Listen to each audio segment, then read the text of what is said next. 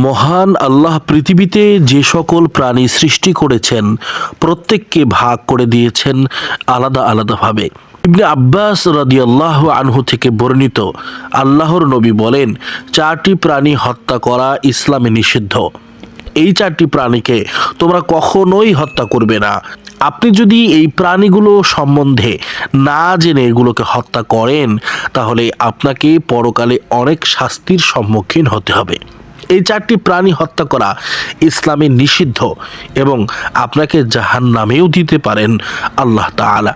তাই আজকে আমরা জানব ইসলামে কোন 4টি প্রাণী হত্যা করা নিষেধ করা হয়েছে। এই প্রাণীগুলোকে হত্যা করা নিষিদ্ধের ব্যাপারে ইসলামের নিষেধাজ্ঞা রয়েছে। তার মধ্যে 1 নম্বরে হচ্ছে ব্যাঙ।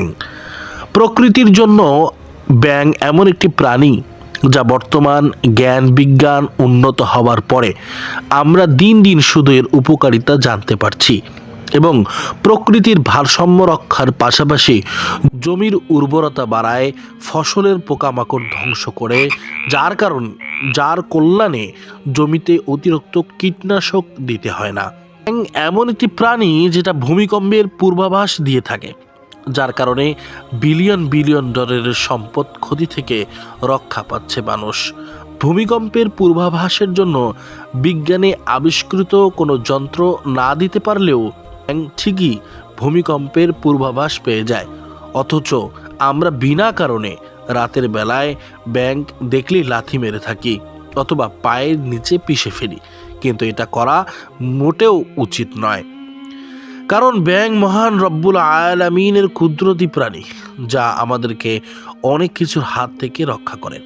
বাড়িতে এমন স্থান আছে যেখান দিয়ে সাপ আসার সম্ভাবনা আছে, সেখানে আমাদের বাড়ির চারপাশে বা গর্তের ভিতরে ব্যাঙ দেখতে পারি।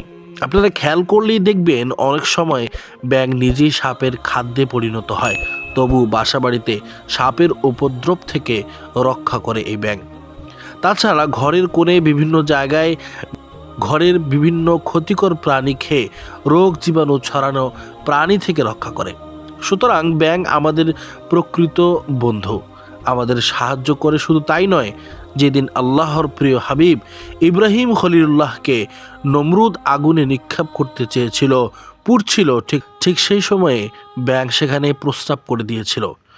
এটা ঠিক যে তার প্রস্রাবে জ্বলন্ত অগ্নিশিখা কখনোই নিভাতে পারে না, কিন্তু ব্যাঙ আল্লাহ তাআলাকে বোঝাতে চেয়েছিল নমরুদের পক্ষে নয়, বরং আল্লাহর পথে। আল্লাহু আকবার। 2 নম্বর সেই প্রাণীটি হলো যেটাকে ইসলাম হত্যা করতে নিষেধ করেছেন, তা হলো পিঁপড়া। পিঁপড়াকে কেন মারা যাবে না, এর কারণ হলো সবসময় পিঁপড়া তাসবিহ পড়তে থাকেন, আল্লাহর কাছে প্রার্থনা করতে থাকেন। মহানবী সাল্লাল্লাহু আলাইহি ওয়াসাল্লাম বলেন, তোমাদের সাধারণ ব্যক্তির উপর আমার যতখানি মর্যাদা, ঠিক তেমনি একজন আলেমের মর্যাদা একজন আবেদের উপর ততখানি।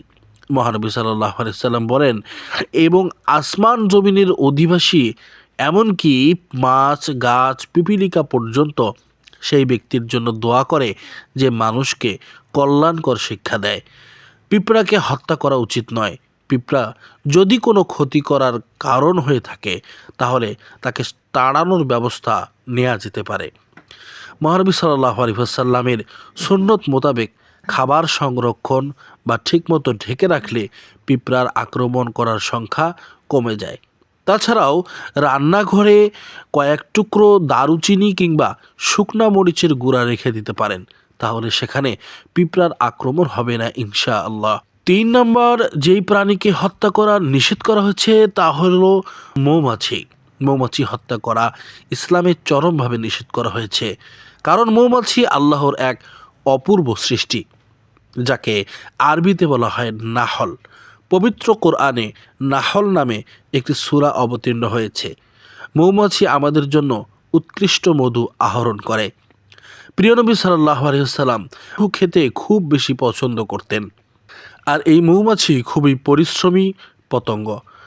ফুলের রস মুখে নিয়ে সেটাকে সংশোধন করে শতভাগ ভেজালমুক্ত 1 ফোঁটা মধু তৈরি করতে যে শ্রম ও সময় ব্যয় করে সেটা অতুলনীয়।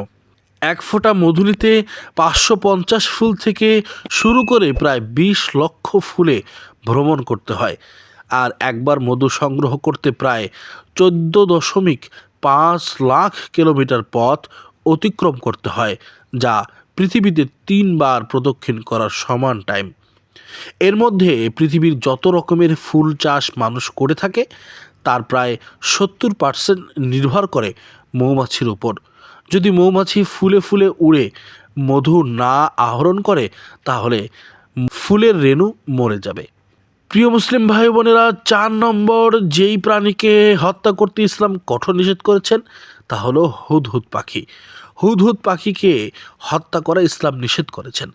আমাদের দেশে এটাকে মোহনচোরা বা কাঠবিড়ালি হিসেবে চেনে।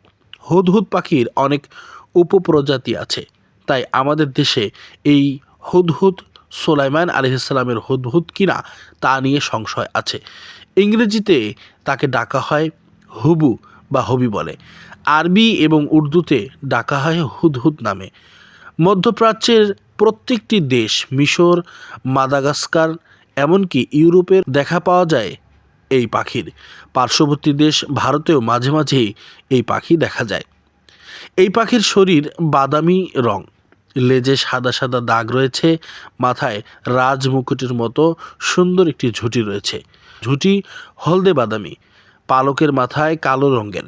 এরা ক্ষতিকর পোকামাকড় খেয়ে ফসলের জন্য উপকারী।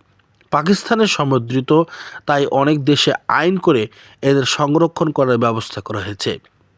প্রিয় মুসলিম ভাই বোনেরা, কোনো প্রাণীর ক্ষতি করা ইসলাম আমাদের শিক্ষা দেয় না। তাই কোনো কারণ ছাড়াই কোনো প্রাণীকে আঘাত করা খাঁটি মুসলিম বা মুমিনের কাজ নয়। তবে যেসব প্রাণী ক্ষতিকর এদের মেরে ফেলা যেতে পারে, সেটাও অবস্থা বুঝে। প্রিয় মুসলিম ভাই বোনেরা, আল্লাহ পাক রব্বুল আলামিন আমাদের সকলকে সঠিক বুঝ দান করুক।